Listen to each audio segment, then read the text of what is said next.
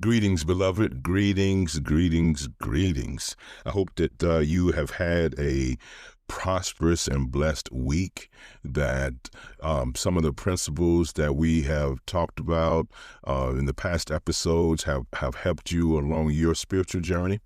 And, if you want more, if you follow me on Facebook, you can catch me either on Stephon Henderson or Stephon D. Henderson. And every Tuesday, I do some spiritual teaching, Eden Life Live. And I've recently started doing a midday spiritual reset on TikTok on Wednesdays at 12 noon. So, okay. So here we are. We're at episode 7, season 3. Episode 7, season 3, and we're going to get into the wilderness complaints. But before we do, of course, we are going to create sacred space. We're going to make sure that we are in a safe container anytime that we're together. And then, hopefully by now you are creating sacred space for yourself wherever you are and whenever you are, okay? So make sure that you are comfortable, you're in a comfortable position, that your spine is erect. That's essential so that your energy can flow upwards through your energy centers, okay? So make sure that we are erect but not stiff, okay? Not stiff, and that we are relaxed. Close your eyes. Take a deep breath in through your nostrils. Hold it and breathe out slowly through your mouth, okay? We'll repeat that 3 times, right? Make sure that you are getting full deep breaths in, okay? Because we are breathing in everything that's positive, all the great things in the universe, everything that builds and creates, okay? All of the great things like love and security and joy and bliss, okay? So continue. Take that deep breath in and breathe out slowly, and we are breathing out all the things that no longer serve us, all the negativity, the negative experiences through the week, all those different things we are breathing out. We're letting go. We're letting go, okay? Take that deep breath in, breathe out. And as you're breathing, always imagine in your pineal gland, in the middle of your forehead, that there is a golden light. And as more positivity comes in, it grows more bright, it grows larger and looms larger, and it illuminates more space, especially the space that's around you. We're creating that sacred space. We're connecting with the divine in us, that divine in us may connect with the ultimate divine source. Breathe in. Continue to breathe. Regulate your breathing. Concentrate on your breathing. This is sacred space. This is a safe container. This is holy ground. Know that you are protected. Know that you are valued. This is a sacred space. One more deep breath in and breathe out slowly. Welcome, welcome, welcome. This is Connecting the Source with Rev Stephon. And of course, I am Rev Stephon. And today, we explore the challenging yet essential wilderness period, examining how complaints and resistance serve spiritual development rather than hindering divine purpose, right? This is the wilderness complaints, transforming resistance into spiritual growth. And so we're in Numbers. In Numbers 11, chapters 11 through 14, we witness repeated complaints from the Israelites about food, leadership, and even their liberation itself. So I want you, if you're not familiar, to go back, after this episode or whenever you have time, and read those chapters, okay? We are in the wilderness. And sometimes I know that we find that we're experiencing, we have these wilderness types of experiences, okay? And so where we get bitter and we complain, okay? So these Israelites, they complained about everything, right? These weren't just historical grumblings, but reveal universal patterns in consciousness development between initial breakthrough and promised fulfillment. Okay. Especially, those of us, because we are bound in this dimension of time and space. And so we have this concept of time. And if things doesn't happen within that concept of time, then we start to complain, right? Many of us now have this microwave sort of mentality. It has to happen now. So what are some of the other scriptural connections to this, our central text, Numbers 11 through 14? So Deuteronomy 8, 2 through 5, Deuteronomy 8, 2 through 5, divine purpose and wilderness test. We see, and there's a revelation of the divine purpose in this wilderness testing, in this testing, right? There is purpose in testing. 1 Corinthians 10, 1 through 13, the wilderness experiences as spiritual instruction. So not only we're tested during these times, but there we find instruction. There is learning in these experiences. Hebrews 3, 7 through 19, the wilderness as warning against unbelief. Okay, so this period that we're in is a warning. This is where we can be. We can be in this experience away from the experience of the divine, the experience of source, right? If we don't believe, belief is essential in spiritual growth. Belief is essential in your physical growth, in obtaining the life that you were created to live. But there must be belief, a huge, strong belief system. And James 1, 2 through 4, testing as spiritual development. Muscles don't develop without testing, okay? Our brain doesn't fully develop without testing. So this is the testing of as we go through our spiritual development. So what is the historical context here? Wilderness survival and psychology. Harsh Sinai Peninsula environments and survival challenges. So in this area, in this terrain, in this region, in the Sinai Peninsula, the environment, is going to test you. It is wilderness. So it's going to test your survival skills. It tested the survival skills of those in antiquity. Okay. And so because of the terrain, because of the environment, the lifestyle of those people in antiquity, in the ancient world, they were nomadic. This means they moved, right? They moved from place to place. So we see that, in these this mixed multitude that is moving from Egypt to the Promised Land. So these nomadic lifestyle transitions and cultural adaptations. So, as you may have come out, they may have come out of one culture, and then through this experience, and then the experience of others in, that they encountered, there is this mixing of culture. And then you have to, make adaptation. We have to adapt. Okay. Also, there's always this food and water scarcity. So, because in antiquity, in this, what's going on, I want you to understand what is happening. What's going on? What's happening through this experience is the scarcity of essential food and water.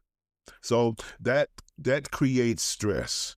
Then the group dynamics are under pressure and leadership challenges. So they begin to, much like we do. They're challenging. They're trying to come to grips with their thinking. What was I thinking? What were we thinking? Following this guy, right? And so they begin to challenge the leadership of Moses. And then what about the psychological impact? They are human, as we are human. Okay, so what about the psychological impact of uncertainty and that prolonged journey? It's a journey that was supposed to last only days, that is moving into multiple years, even decades. Okay, so the wilderness period involved real physical hardships alongside spiritual development. They are moving, right? Because God instructs Moses to liberate them so they can come and worship him. After years, 400 years, under the rule, right, the culture, which was foreign to them. Okay, so making complaints is understandable from a human perspective, while serving divine purpose for spiritual formation. So, it's understandable. As we move and we begin to change and we transform, this transformative period, as we move through our spiritual journey, there are going to be complaints. Why? Because we have gotten used to certain things. We've gotten used to certain behaviors. We've gotten used to certain how we relate to the divine. Why? Because of paradigm, because of influence. And so as we move to change, we move to evolve, evolution. It's understandable from a human perspective, though, that there are complaints. So what are some of these ancient Near Eastern wilderness patterns? Tribal migration patterns and seasonal movements, which, we know because, of the seasons. We have to, they move towards, places where they're going to find sustenance. They're going to find shelter from the elements. They're going to find, food and water. So there's these migration patterns that have been documented, through time. Desert survival strategies and resource management. So you have to learn how to manage resources in these harsh conditions. And there's different survival strategies. You're going to encounter different things in the wilderness, different types of predatory things. And, and then also, just, how to survive mentally, emotionally, and spiritually. Leadership structures during these transitional periods. So you have to adjust. Even the leaders are going to have to adjust, maybe, some of their style be, when it may have been autocratic, been really forceful. You may have to find some way to be more flexible. And then the religious practices during this displacement. Now we're going to get more into that as we move along, but these practices again, you came from, they came from idol worshiping, they came from all these different things, and so what do we practice during this time before we get the instruction of God? And then community cohesion, how do we manage, staying together, cohesive as a community during this extended journey? So, as we get into our teaching, we teach about the psychology of wilderness, the psychology of wilderness, because, it doesn't necessarily have to be in a physical wilderness to have a wilderness experience. So, you have this post-liberation disillusionment. After the euphoria of the Red Sea crossing, the Israelites face harsh desert realities, representing how spiritual breakthroughs are often followed by practical challenges that test commitment to transformation. It's going to tell you want to change, you want to transform, but you're going to be tested. This phase reveals the difference between momentary inspiration and sustained spiritual development. Momentary inspiration, especially motivation, is short-lived. Okay?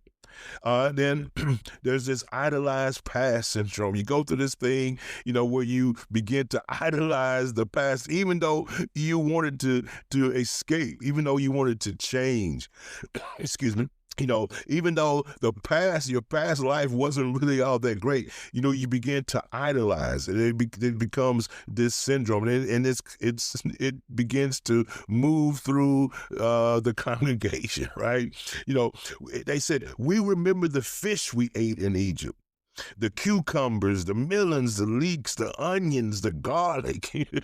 Find it in Numbers 11, verse 5. They begin to idealize, these things that they had. This selective memory of bondage that forgets its pain while magnifying its comforts. They were under bondage. They were, persecuted.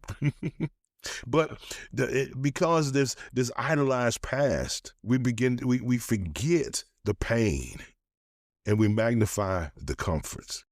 This represents how consciousness romanticizes limitation when facing growth challenges.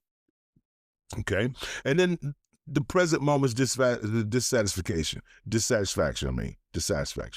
So, here we are. We're in this present moment. This is all we have. The past brings about, regret, and the future brings about anxiety. But all we have really is the present moment. But all of a sudden, we're dissatisfied. We're no longer grateful for where we are. The complaints about manna reveal the inability to appreciate divine provision when it doesn't match personal preferences. Here we are struggling. Here we are. We're going through these different things and, complaining. And then when the divine steps in, when God steps in, when Source steps in and makes provision, then what do? We complain. This teaches how spiritual immaturity focuses on what's lacking rather than recognizing divine adequacy in unexpected forms. God shows up in unexpected ways. And this is something that's plagued humanity from the beginning. Focusing on the lack. Remember the two trees? Focusing on the lack rather than recognizing the abundance of all the other, what you truly have access to. And then your future or your vision becomes clouded. The loss of promised land awareness. Because of what's going on, we forget that there is something that has been promised. But that vision of the promised land, that vision of the prosperity, that vision that God, has for us, that has given us, it becomes cloudy because of our present situation. The loss of promised land awareness during immediate difficulties, showing how present challenges can obscure divine destiny when spiritual vision isn't maintained through difficult circumstances. So, what could possibly be the purpose of complaints? What could possibly be sacred about complaints? Well, it revealing the hidden heart issues. It reveals the hidden issues of the heart. Complaints expose deeper spiritual conditions that require attention: fear, doubt, ingratitude, control issues, and trust deficits. This demonstrates how wilderness experiences serve as spiritual diagnostic tools, revealing areas needing transformation. See, sometimes we have become comfortable, and we have to go through some situations in order for us to bring to attention the fear, bring to the attention the doubt, the ingratitude. Okay? So, and also, the testing of faith, the development of faith through the testing. The Lord your God has been testing you these 40 years. That's Deuteronomy 8:12. Deuteronomy 8:2. Deuteronomy 8:2. The Lord your God has been testing you these 40 years. Not divine sadism. This is not divine sadism, but a loving assessment of spiritual readiness for greater responsibility and promised fulfillment. Okay? Are we prepared? Are we truly prepared for what God has for us? Are we truly prepared for the abundant life, the God life, Zoe? Are we truly prepared for it? There is a phenomenon that happens with lottery winners, right? This sudden wealth syndrome. They've gone through and they've developed over time a certain lifestyle, a certain relationship with money, a certain paradigm has developed, and all of a sudden they get this wealth. And because they weren't fully prepared, then they squander it either by giving it away, gambling, making bad choices, and then they're back to the same similar situation as before. Okay? So I hope that you get that. We have to be prepared. God is testing us, getting us ready. Our faith, our spirituality, tested. It grows stronger like that muscle that's tested. And then the refining of spiritual character, like gold tested in fire. The wilderness experiences burn away spiritual impurities and strengthen authentic divine connection while revealing and removing false spiritual foundations. Right? When gold is tested by fire, the pure gold rises. When we're tested by these wilderness experiences, then what happens is the impurities, our spiritual impurities, burn away. And what is gold? The gold in us is strengthened and is revealed. And also, what is complaining? The spirit in a spiritual standpoint, in a authentic way. How do we look at the complaining as something that's good? It develops divine dependence. Learning to trust divine provision rather than personal control or external security. It's preparing consciousness for promised land responsibilities that require mature spiritual dependence. Right? There is not only is abundance and is promise, but there is some responsibility. We become responsible as stewards. We become responsible as co-creators in this creative work of God. And so, we know that we get to a point that when we complain not because God has abandoned us, not because we're no longer in the presence of God, but we complain because we recognize our own human frailties. So now our dependence shifts. Okay, so what is transforming about this resistance? This resistance is brought on through the complaining, from complaint to inquiry. Learning to bring concerns to divine wisdom rather than expressing them as accusations against divine goodness or competence. So we learn how to bring these concerns rather than being as accusations. These are the concerns. This represents spiritual maturity that seeks understanding rather than demanding immediate relief. We just want to, we begin to understand. So it's wisdom and understanding, recognizing growth opportunities. So now it becomes apparent that there are these opportunities here for growth. Understanding that challenges often indicate the proximity to breakthrough rather than evidence of divine abandonment or mistake. That we're within proximity of breakthrough. This teaches how to interpret difficulties as spiritual advancement rather than spiritual failure. Let me repeat that. This teaches how to interpret difficulties as spiritual advancement rather than spiritual failure. And what is the community impact? Because we were created for community. Individual complaints affect collective spiritual atmosphere and group progress towards divine purpose. This reveals how personal spiritual development impacts community spiritual advancement. So our own spiritual development, if it's retarded, if it's hampered, if it's delayed, if it's encumbered, it impacts the community, the community's spiritual advancement. We do have an effect on one another. We have an effect on the earth, on the environment. Why? Because we have been charged with being good stewards of what God has given us responsibility for. So also, gratitude, okay? Gratitude as spiritual discipline. Choosing thankfulness during difficulty as conscious spiritual practice that transforms consciousness regardless of external circumstances. Maintain an attitude of gratitude.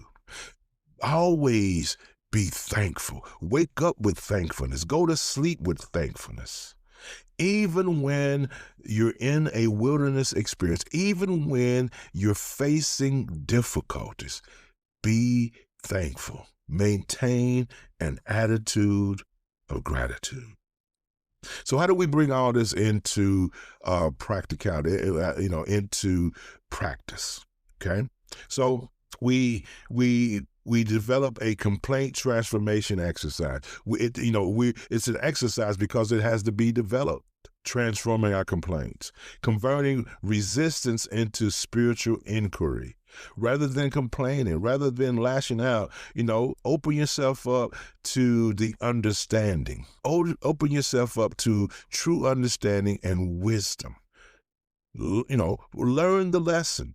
And then gratitude. We have to develop, this muscle of gratitude within that we can exercise during this wilderness experiences. Finding divine provision in the difficulty, looking for it, seeking the provision, seeking the lesson, seeking, to understand, the proximity, our proximity to provision, our proximity to breakthrough.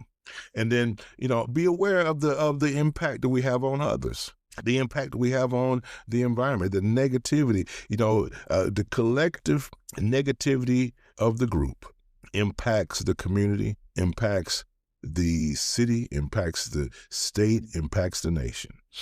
Understanding that individual spiritual influence on collective progress, that our individual influence, spiritual influence, impacts the progress of the collective. Think about that for a moment. So, as we close out, and I hope that you have found something, come back and listen to it again. Make sure that you have subscribed to the podcast. We're on different places, Apple, Spotify. You can go to the YouTube channel as well and listen to it again. So as we close out, we'll close out in a brief meditation. Remember, get in a comfortable position.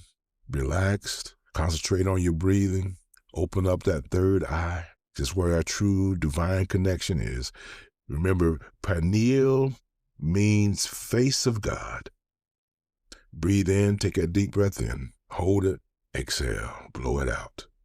Positivity in, negativity out. Deep breath in, center into wilderness, wisdom consciousness. Breathe out slowly. Deep breath in. Feel divine presence in the challenge. Breathe out slowly. One more deep breath in.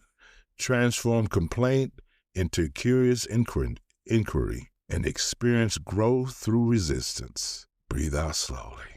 And remember, this week, notice complaint patterns as spiritual transformation, practice guidance during challenging circumstances, transform resistance into growth opportunities, and remember divine purpose in wilderness experiences.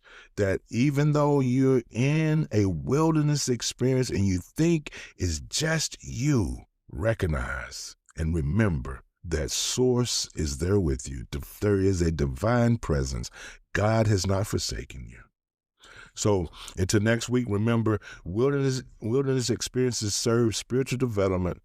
Complaints reveal areas needing divine transformation.